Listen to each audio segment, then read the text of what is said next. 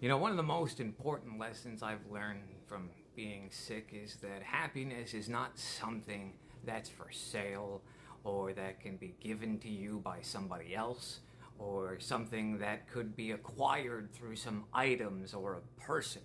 Look, I understand where you're coming from.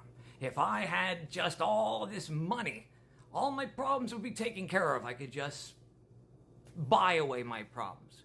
But unfortunately, there's plenty of rich people that are sad and depressed, and they aren't happy all the time either. And that's because life is infinitely complex. We aren't in a fairy tale where we get happily ever after.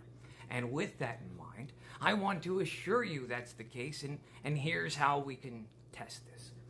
I want to ask you to go and make a private message for yourself, letting yourself know what the things you believe would make you happy in this moment right now. Would it be a car, or a game, or a movie, or a friend that you haven't talked to in a long time?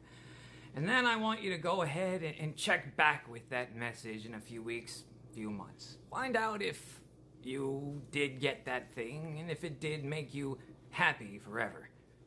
It won't. It'll give you happiness for a short while, because happiness is a personal journey.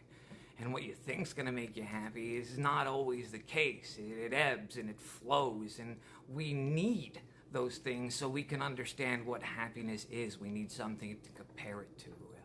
It's kind of like the idea that tragedy and comedy go hand in hand because they're just so closely related. How many times has something bad happened and you just can only laugh because it's almost ridiculous that it's happening? So, I close with this. Anybody who's coming to you and telling you that they have a solution for your happiness, walk away. They don't have it. And that's a promise. Where you are, you can fix whatever it is that's happening now. Not fix. Bad choice of words. What I mean to say is what we're exchanging in right now.